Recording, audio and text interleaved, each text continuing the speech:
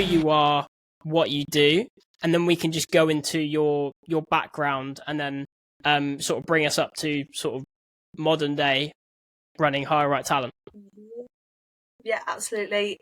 So I've worked since I was 16, so never not been in work, worked in retail, great fun. No. But I also think everybody should have to work in retail or hospitality before they go into anything, because it teaches you a lot about customer service and it teaches you a lot about the general public. I think everybody would be nicer to each other if they had to work in any of those roles first. So went to uni, did a degree in fine art. So I've actually got an art degree. It's incredibly useful. But good fun. Uni's great fun. Then out of uni, I went into visual merchandising. Then I had a direct sales job, so one of those jobs where you get people to sign up for charity donations, which, if anyone knows me now, I'm sort of a huge introvert. I don't even like picking up the phone to people. So can I tell you an awful story actually about this, about direct selling? Yeah.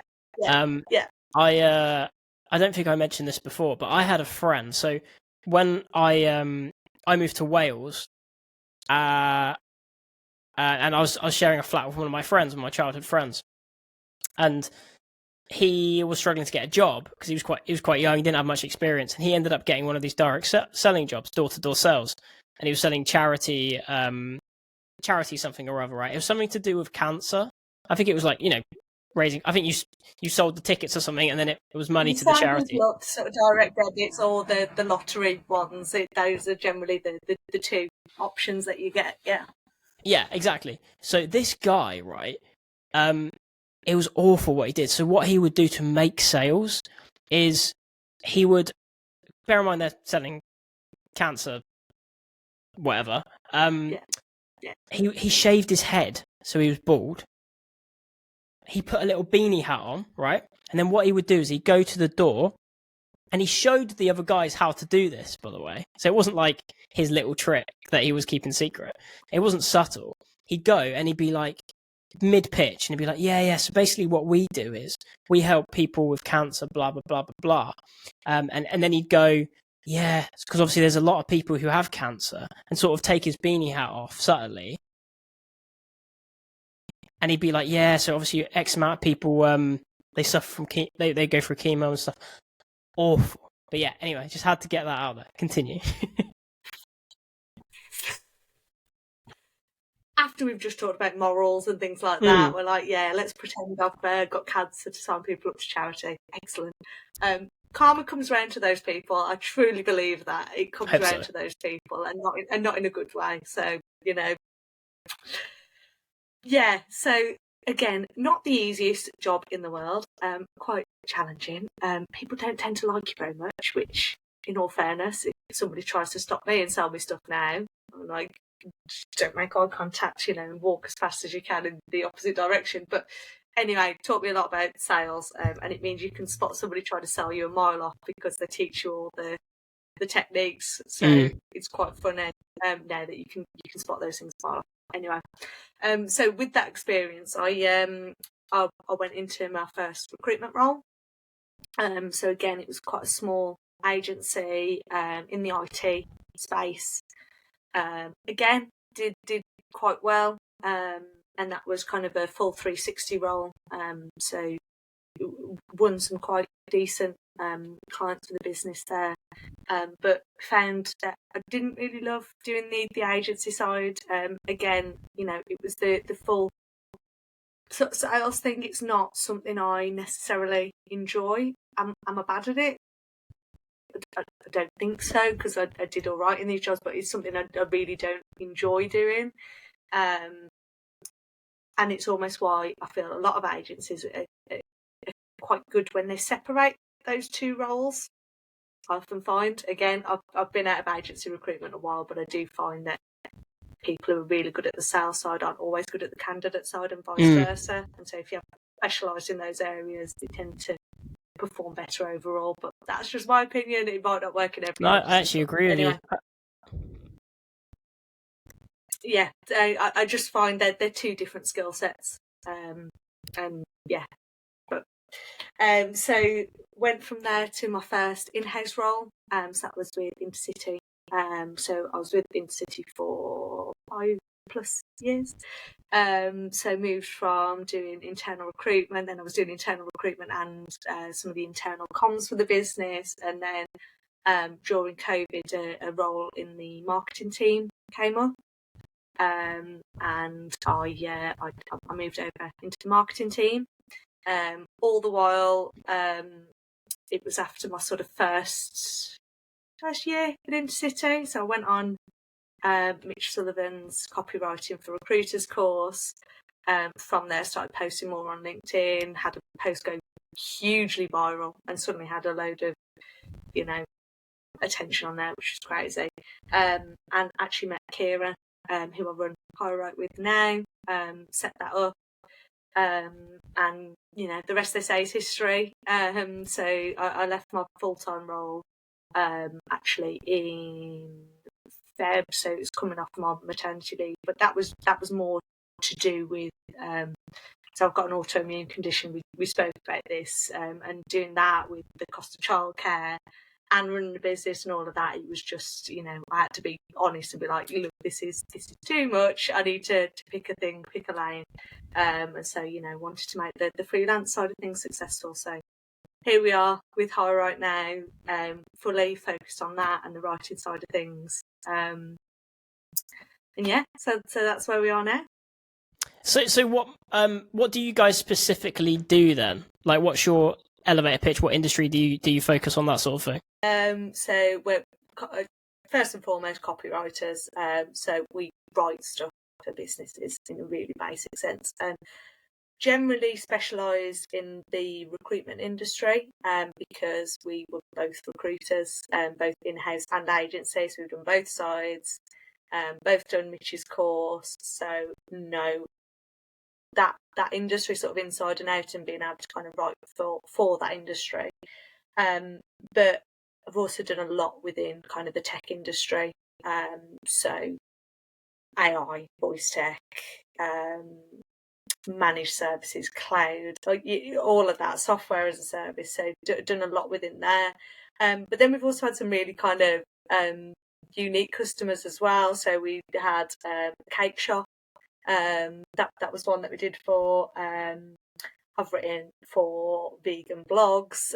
So a little bit of everything. We can definitely write for. But in terms of specialisation, I would say the big ones are recruitment and the tech space. And if it's recruitment in the tech space, I mean, there you go. That's the background that both of us are from. So yeah, those are the main areas. But I mean, when we say copywriting, some of it is kind of like on retainer. So we'd if any emails writing, blogs writing, do a little bit of everything, but also do things like some tone of voice consultancy and creating tone of voice guides that can be then distributed to the wider business to ensure that that's kind of consistent. Doing some sort of marketing consultancy and talking through what bits we can deliver on and which areas we think they might need help with. Because we can do a little bit of everything. I can do graphic design, but would I sell myself as a graphic designer? No, I'd probably encourage them to work with a freelance designer. But sometimes when we're doing mock-ups and things, I'll create that for them because it's nice to see visually. So anything that involves the words that your business is putting out is the stuff that we can help with generally. So, because this is a topic I'm so interested in, because my background's obviously sales, so I know quite a lot about sales and business development, and I set up my business about what are we talking now, 9-10 months ago. So as a small business owner, because I've only been focused on like the sales silo whenever I've been working, the longer I'm a small business owner, the more I'm starting to realize I need to learn more about different areas. So this is why I'm getting into marketing. So I'm reading about marketing at the moment, and also copywriting as well. I started getting really interested in copywriting. Like, it was probably I think it was probably actually the lull we had in 2021. So I know some markets did quite well in 2021, but for us in tech, I can only speak for our own experience at our agency, but we were really struggling at times just to get a response off a candidate, right? And the approach we'd always had, and the way I was taught, and I actually would say as well, my messages are usually, a bit better than the average recruiters. But our messaging in hindsight was so crap, like just so matter of fact, on the point. There was nothing to sort of entice people in, and when the lull happened in 2021, where it was extremely candidate driven, candidates were getting, if you were a half decent candidate on 40k, you were getting offers at 70k, 80k, and you were getting 5 really good opportunities a day sent into your inbox. It must have been amazing. Like, I know of some like junior developers who are on. Well, actually, I worked with a guy. Right, this is the example I always give of the time.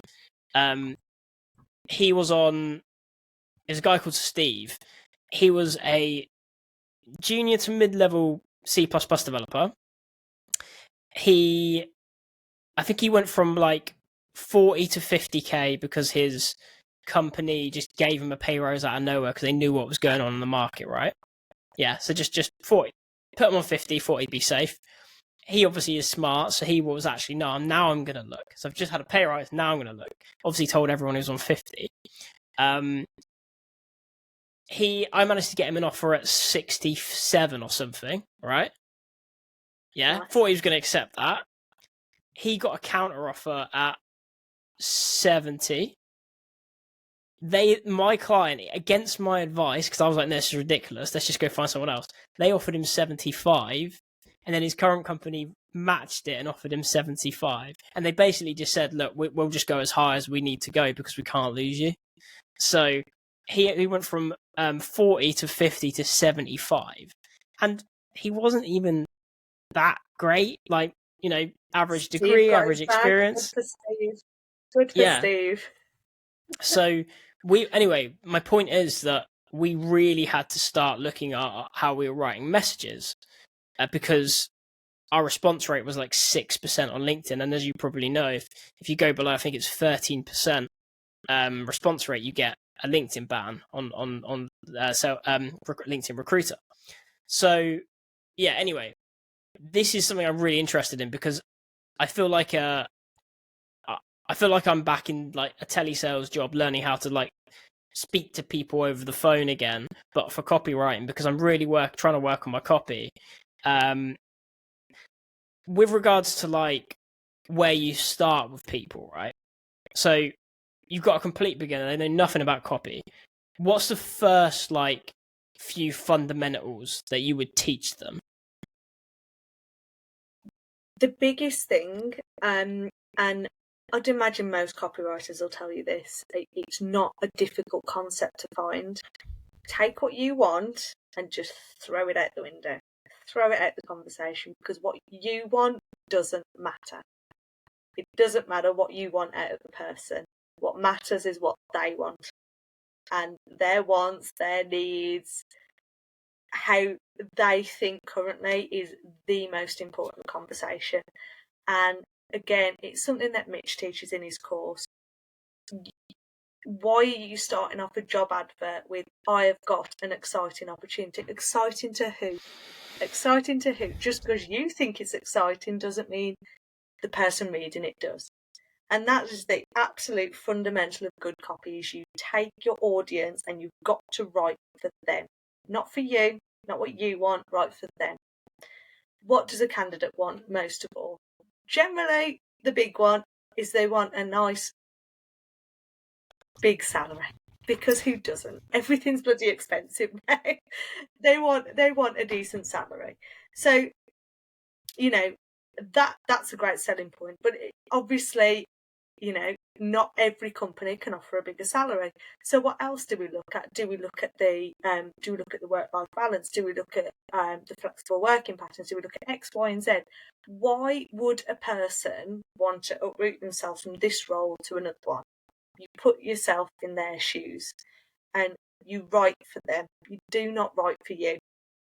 And that is the thing that so many people forget. And if you look at examples of writing from people that generally haven't used a copywriter or have used a copywriter and ignored their advice, they will write them first, and they will be the focus of that. And a lot of that is just because it's ego driven. It's really, really ego driven writing. And it's forgetting the fundamental of most business, in that your customer is the most important person. And a lot of writing forgets that. So that's the fundamental, is you're writing for them. And that isn't sort of mind-blowing advice, but so many people forget it. And you will see it with a lot of recruiter messages and emails. I've got this exciting opportunity. I've got this writer. They're looking for X, Y, and Z. Cool, great. I'm really happy for them. But how does that impact me in the slightest? And it's when something's asked a question, like when some sales messages ask like really stupid questions, like are you looking for a new role? Sometimes you feel like just going, no. Just to be belligerent, just to be, sometimes like the little part of my brain is like, just to be like a little sad little troll, just going, no. Is this interesting? No. But that's the key point. And it a lot of that derives from empathy. And if you do not have empathy for the person that you're selling to, it's difficult to sell to them, because you're forgetting all of the different variables that people have got as well. So empathy is really key, and writing in their shoes. And it stands to reason you've got to have a half decent grasp of language as well to be able to write. And if you don't, ask somebody for help. Ask somebody for help. Ask somebody to look over it. Ask somebody to read it back to yourself. Use one of the text-to-speech things to get it to read it back. How does that sound to you? Utilise all those tools to your advantage. And I think those would be the big ones, because not everyone is a copywriter, and that's okay. That's fine. But if you simply put yourself, obviously your audience is recruiters, so I'm going to speak to them. Put yourself in your candidate's shoes. Think about what they want and what's important to them, and tailor your message accordingly. That is the simplest advice I can say, without saying, reach out to a copywriter and tell them to do X, Y, and Z and be creative with it. Without being creative, without being clever, without using any interesting techniques, start there. Yeah. One thing I found useful when I first started trying to write better job ads, because I was taught how probably 99% of recruiters are taught. It was just, here's a template, here's something we've used for the last 5 years. It starts with my client. You give it. It's basically a slightly better version of the JD. We all know it. My client is looking for an experienced developer based in London. Blah blah blah blah blah blah. They're a fast-growing, innovative, blah blah blah, fintech company based in London. Okay, with a competitive salary. Yeah, and I was told they were good as well, by the way. I wrote one that I look back now and I'm like, that was absolute horseshit. But my director was like, yeah, it's good job ad. I was like, right, okay. And that's what I thought was good. And then, you don't question it, do you? Because your job isn't a copywriter as well. This is the thing. Like, as much as... Yeah, exactly. Your job isn't a copywriter. Yeah, because now I've learned so much. I've learned a lot, and I've spoken to different copywriters. Obviously, had Dave Harland as well on the podcast a couple of months ago. And it's, I learned so much from every conversation with a copywriter. But every time I see an ad on LinkedIn and it starts with my client, it's like, so anyway, what I found really, on a really basic level, I used to have like a list of sentences and words that I wasn't allowed to use, because I think once you remove the stuff you always use, like my client, and all that kind of stuff, innovative, fast growing, all that stuff, stick it on a blacklist, it's like, oh crap, now I can't use these words I default to. And that's when I started like being able to craft something different, because I think it's all well and good saying to someone, be creative. What does that look like? What do you mean be creative? Yeah. So my first question to you about this is, is there a framework of like going about and understanding your audience? Like, is it like a methodology of how you do it, or is it just a case of you just have to sit down with a pen and paper in a quiet room and just list out your market or what you think your market's having problems with? So with the new customer, we'd always do a really extensive brief sheet, and it goes really sort of in depth into sort of who they are, what they do, and how they do it.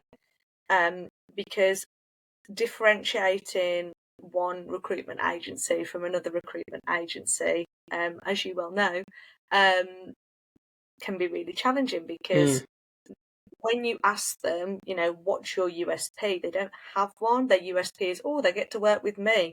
Great. Yeah. That's a great selling point, thanks. So those brief sheets are really, really important to actually understand them on a deeper level. And it also helps understand if we can actually help them, because if somebody's turning around and saying that is their USP and you cannot dig any further into anything that they do differently, I can't help you. I cannot help you, because if you're not doing anything differently, then what do you expect? You're going to get the same results as everybody else doing things in the exact same way. Even if they turn around and go, well, we're going to engage you to help write all of our job ads, all of this. Actually, it's a great selling point to their clients. You're using a copywriter to write your job ads to attract better quality candidates. That's fine too, as long as they can be open about that. But digging really deep into kind of the person behind the business and how they operate, and really getting to know them as a company, and the people that they serve, is really key to writing copy that actually resonates with their audience. You've got to understand them to be able to sell to them, essentially. So that brief sheet's really key.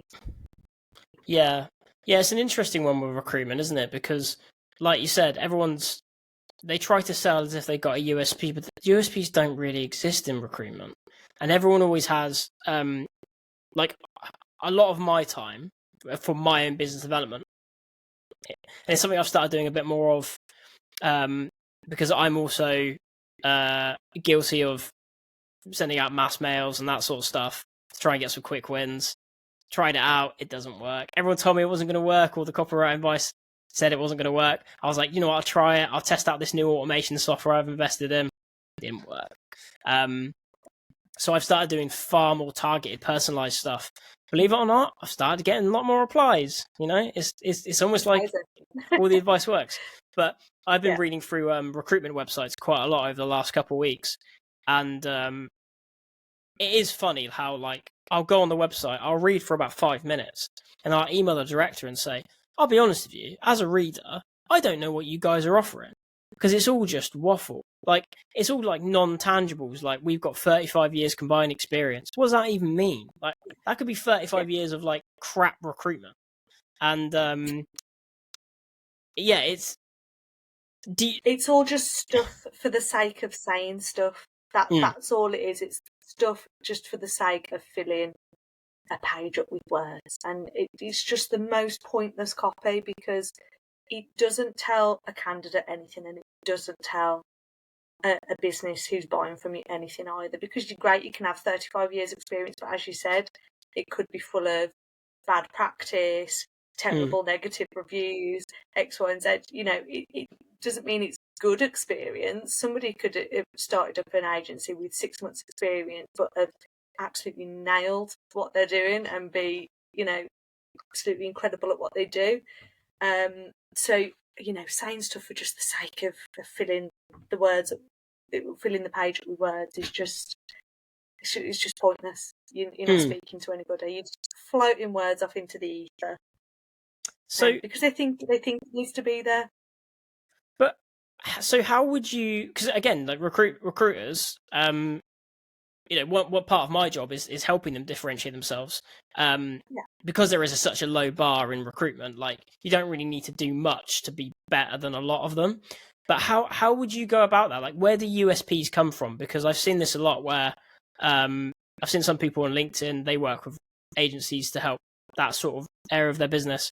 And one of them said, like every agency has a sort of, not, if not a USP, like every agency is different. So does it get, do you sometimes work with agencies or speak to agencies and you're just like, I can't do anything for you guys? We've definitely had ones where, we've told them, look, this job ad, there's nothing in there that is going to sell this to a candidate. There's nothing. And that's been sort of through direct employers and agencies. So, always be really honest with that stuff, because, sometimes like no salary, standard, holiday and leave, cycle to work scheme, specs, all of that stuff, what are we meant to sell this on? You can dig deeper and be like, is the training involved? Is there X, Y, and Z? Do you send them on any specialist training? Is there any specialist mentorship you offer? Is this a role where somebody who is inexperienced can come in and learn this job and actually have a great big sort of step up in career trajectory? There's all these ways that you can kind of tease out all these threads, and you can always help agency owners try to find that USP, but occasionally some of them are so set in their ways and convinced that what they do is different but can't actually articulate that. And if they can't articulate that and all the questioning can't articulate that, then no, we probably can't help you. But those agency owners don't tend to come to a copywriter in the first place. So we don't tend to have that problem massively, because they're not the kind of people who would come to us anyway. Because they're so convinced they do something different. Their ego's telling them, we're the best at this. We don't need help. We don't need somebody to... We're experts in our field. We're experts in our field, exactly. So it's not a problem that arises massively, because they're not the sort of people that are reaching out for help anyway. But it can be challenging because a lot of agencies are very similar, but I think for the most part there is always something you can find, and some thread that you can latch onto that is like, yeah, these guys do things a little bit differently, but it's generally the people that do things a little bit differently that are reaching out to copywriters to help them in the first place, if that makes sense.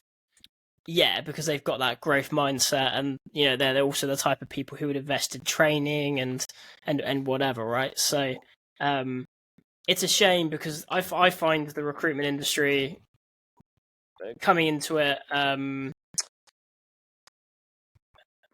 as a coach, because obviously when you're in an agency and you're actually a recruiter, you don't look at what the rest of the industry is doing, really, because you're so focused on your own job.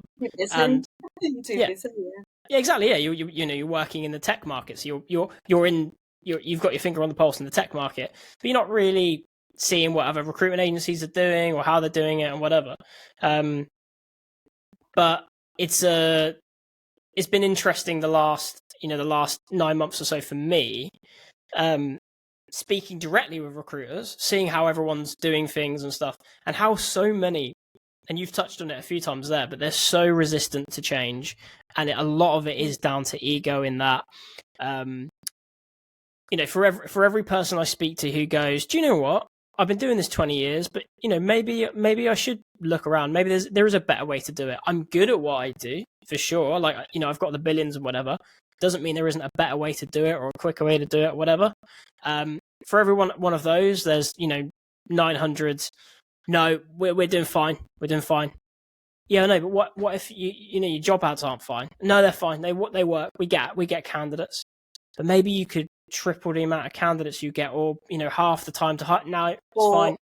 or get less candidates, but ones that are all actually fit the role, because getting tons and tons of applicants doesn't mean anything, because you can write a job ad that appeals to people and get hundreds of applicants and 2 of them be good, or you can write a great tailored job ad and get 10 applicants and all 10 be good. You know, the ones that are resistant to change, again, aren't ever going to reach out for our help anyway. Because they are set in their ways. And as you say, it all stems from ego, being convinced that there's nothing left to learn, and there's always stuff to learn.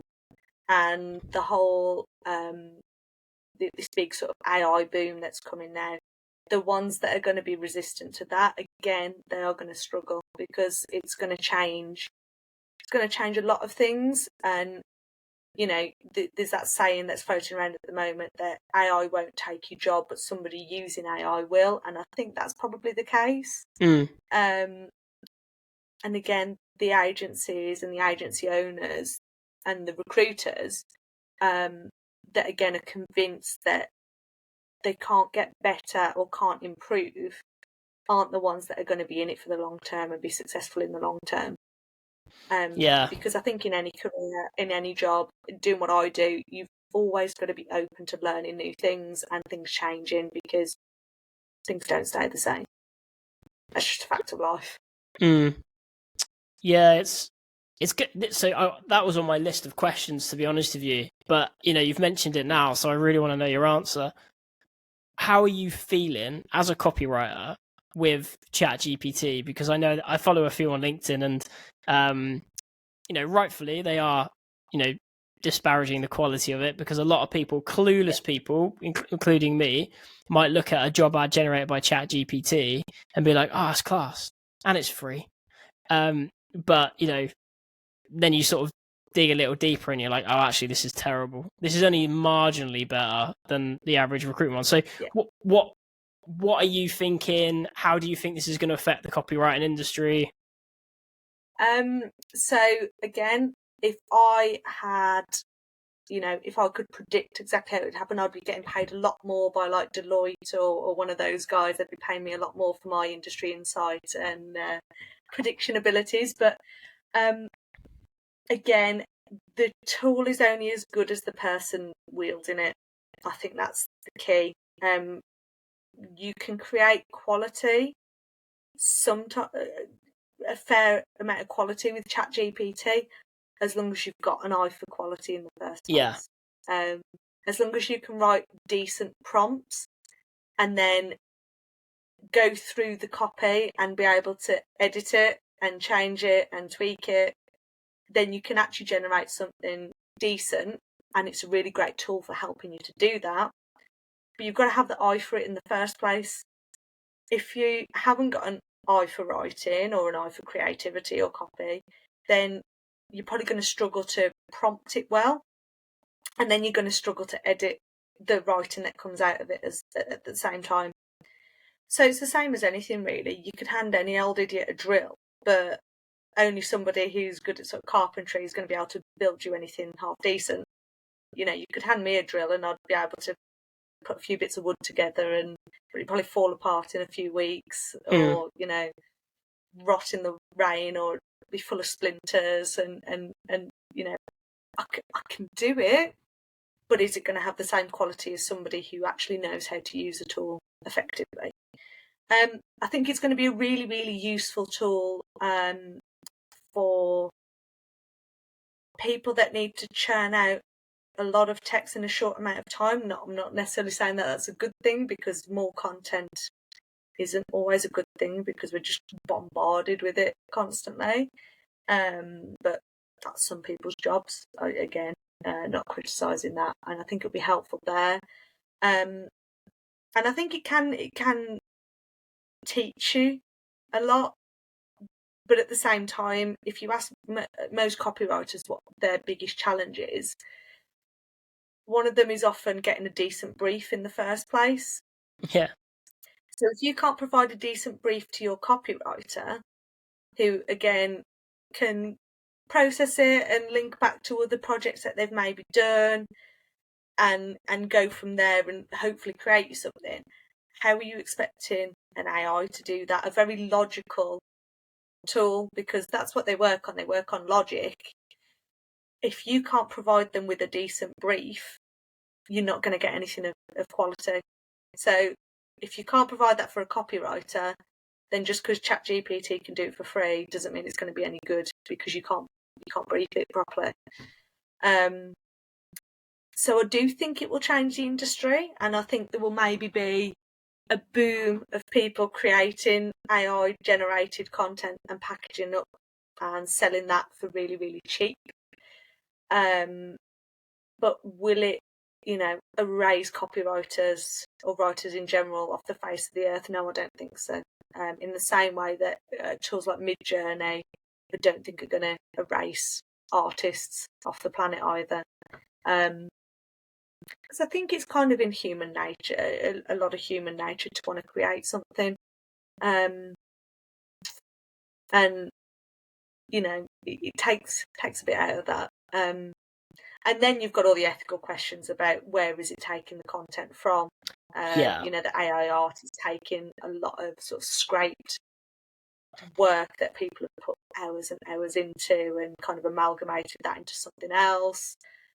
Same with ChatGPT, it's taking, writing and scraping that and creating new stuff with it. So there's the ethics concerns as well. But again, no expert in AI.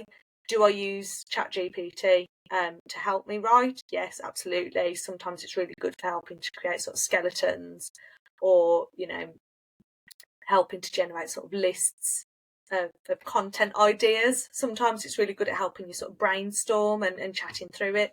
But then at the same time, Kira was working on trying to think of some blog titles.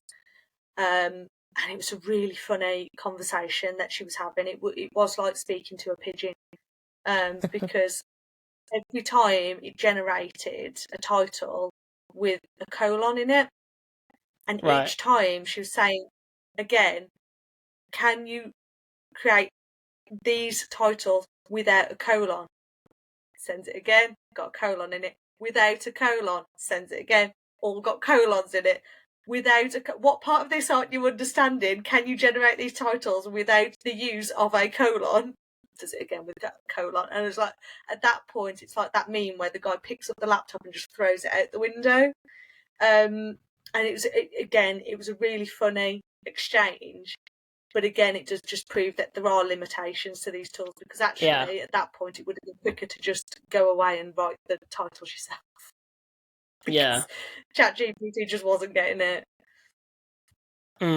It's going to be so interesting to see how it affects different industries, like not just ChatGPT, but there was a sales call going around LinkedIn last week, the AI generated sales call from Tesla, I want to say. It was, because he was booking a meeting. It was like an SDR booking a meeting for a Tesla, and it's an interesting call. How the guy didn't know something was off, very strange. Makes me think it was staged. But for me, the way I see it is, I think humans, that we're so emotional, we're so emotion driven, right? We buy with emotion, and we make terrible decisions due to emotion. But when you find out something isn't from a human, it has a different feel to it, I think. And going back to what you were saying a minute ago, like with art specifically, anything creative. Okay, so if I said to you, there's a new Leonardo DiCaprio film out, but it's all AI generated. It's not actually DiCaprio on film. They didn't even use cameras. They did it on a computer. So it's DiCaprio's likeness generated for a thing. And I told you that before the movie. I don't think you'd be as interested to see the movie anymore for some reason. The movie might be fucking awesome. It might be it might be DiCaprio's best movie, but it's now not a real movie. And I think you've nailed it there. That is right. It generates such a weird feeling with people, and you are absolutely right. If somebody told me that a movie was 100% AI generated, I'd be like, no. No, because it takes away from the art that people have worked so hard to create. When you hear about all sort of the whole thing with the Barbie movie and Oppenheimer at the moment, both look like incredible films, and you hear about sort of like Christopher Nolan's career and all the work that he's done to actually generate a lot of it with visual effects rather than CGI, and using practical effects and stuff like that. It's incredible, and hearing about it and all the stuff and all the work that's gone into it is just amazing. And I think there's something in us in humans that really value the hard work that goes into stuff.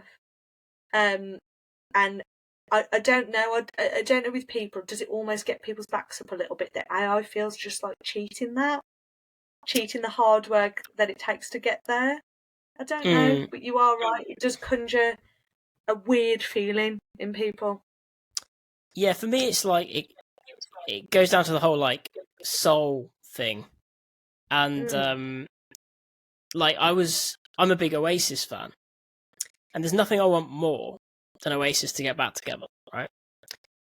This this band, they created this album. They just did all the instrumentals, and they wrote the lyrics, and then they ran the lyrics through an AI generator and got Liam Gallagher, but not Liam Gallagher today, peak Liam Gallagher from the mid-90s when his voice was at the best, so 25-year-old Liam Gallagher, to sing the lyrics.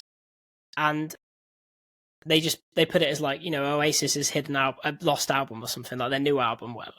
And it's awesome. It's really good, actually. Like, if the album came out, I think I'd probably be like, this is awesome. I really like this album. And I was listening to it, and it made me happy because it was like, this is what it would be like if they made a new album. But then it made me really sad because it wasn't real. But it is real. Yeah. But it's not Liam. It's not actually Liam. And I don't know, I haven't quite figured out why that is yet, but there's something about that connection, this human-to-human connection.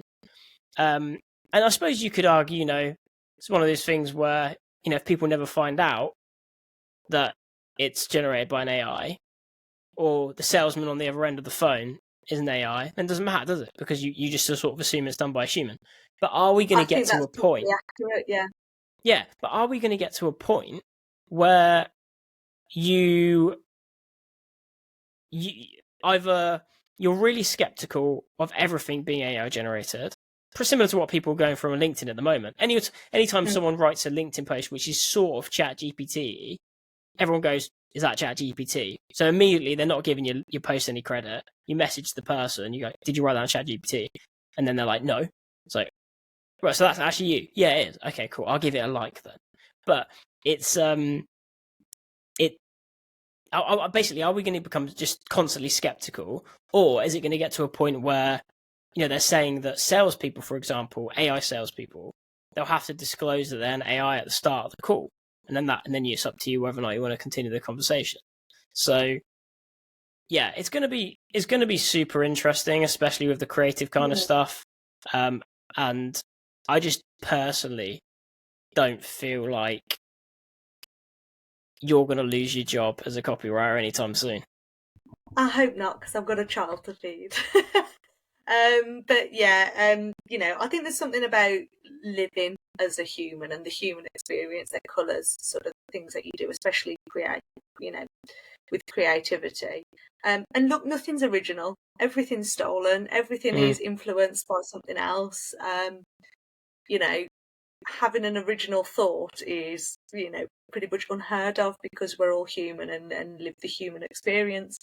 But, you know, there's something weird about when I see these Photoshop, sort of the generative AI fill that they're using on sort of old paintings. And one of my favourite paintings is the Starry Night by Van Gogh. It's one of my absolute favourite paintings because you just look at that and it just conjures just such a wonderful sort of feeling in you, and then you read about his life and things like that, and there's something really special about those paintings. And then you see the ones where people are like, oh, look what AI's done, and it's filled in the rest of the painting. But then you actually read about he created that painting when he was staring out his very, very small window. I think it was some type of mental health facility at the time, which obviously back then wouldn't have been, as it would be today. And he only had this really small window in which to look out of, which is why it's such a tightly composed image. And actually then when you do that generative AI fill, like, yeah, sure, it looks pretty, but it completely takes away from what that painting was about in the first place. And that takes you back to, as you've said, about the soul behind stuff. It's sometimes it can just feel a bit surface level and a little bit shallow. And yeah, I think it sometimes just takes away how art and creativity and creation actually makes you feel. And it should make you feel stuff, because I think that's really important, because now so much stuff is becoming automated and we spend less time actually speaking to people and more time speaking to machines. Stuff making you feel is a good thing, and stuff making you connect with people is a good thing. So, if what you do can do that, I think that's only a positive. Gone on a right tangent there, and I feel like that's gone way too deep. But yeah, I think a good thing to watch for that is Pixar's film Soul. I just think that's a really lovely depiction of sort of art and creation and things like that, and how, can something that's just scraping all the collective creativity of humans sort of replicate that? It can replicate it, but I don't think it's going to replace it. Yeah, no, I totally agree. It's going to be very interesting to see what happens, but we are entering unventured. Interesting times. Yeah. Is unventured a word? Yeah. Like when you haven't been down you a path? can make up any words. You know what I'm saying? As you sell it, you can make up any words, yeah. We're like venturing down an unventured path. I think that's the way to put it. Yeah. You know what I'm saying. I think just to close this off as well, I think it would be really interesting if you could just give an overview of your personal creative process. Like, so if you've got a challenging brief, what is it you actually do from a step-by-step process? And it doesn't just have to be like, the technical stuff, I have a framework I work to, whatever.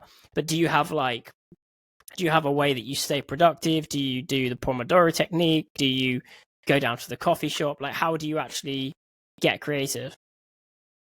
I have a very intense brain that doesn't switch off, but at the same time, I need deadlines to get stuff done. If something has sort of a really vague deadline of get it done, whatever, it will just absolutely never get done because I've got no pressure on me. When it comes to creative process, it's going to be really crap advice for your listeners because I don't actually have one. Okay. But I think one of the really important things I do is make sure I've always got something nearby when something does strike me that I can note it down. So either my phone next to the bed or something to write stuff down, because I get ideas in just the most random times. Like I'll be walking the dog and something will just hit me and I'll be like, well, I need to write this down. I've left my phone at home, and then by the time I've got home, I've forgotten. But I think if something's really, really challenging, and you sat there staring at it on your laptop screen, the worst thing you can do is sit there and carry on staring at it. So my favourite thing to do, and again, you'll probably hear this from loads of writers, is get up and go for a walk, or just do something completely different, go for a shower, have a workout, do something that's not staring at that brief, because your ideas don't strike you when you're trying to force them to happen. They happen when you least expect it, because ideas generally happen when your brain can finally sort of switch off. So Kira, I know, is a really big proponent of things like meditation, and she's very, very good at it as well. She can kind of completely switch off her brain. I can't sit still for 5 minutes, so I really struggle to sort of switch off my brain. So I find doing something completely different, completely unrelated to the task, is really good for actually helping to sort of get the ideas to sort of smack you in the face. So that's really important, getting up and just doing something completely different. And, you know, if you're really struggling, go back to the client and ask them for some more info, ask them for a chat, a phone call. Sometimes just speaking to somebody about it can then suddenly get the cogs whirring, and suddenly you're just filled with ideas and you're like, actually, great, I've got it. We can go ahead now. Speaking to other people, you know, even somebody who doesn't necessarily, you know, do the same job as you. Sometimes I'll ask my husband, I'm like, how does this sound? And he doesn't work in copywriting, and, you know, he by his own admission, he's not a super creative person. But I'll ask him, you know, how does this sound? And actually just speaking to somebody who doesn't do that is really, really helpful too, because they haven't actually got all these biases that you've got and all these, you know, preconceived ideas. So we had a copy project recently, and we were really struggling with this just one little piece of copy, and it was only sort of like 2 words to fit on there to match with another piece that we'd done, and it just wasn't coming. And he spoke to his wife, and she just nailed it. She came back and said, well, how about this? I was like, that is absolutely perfect. And now I'm like, now I feel bad charging you money for this project because your wife's come up with that. But, you know, here we are. It was the other copy that, you know, influenced it.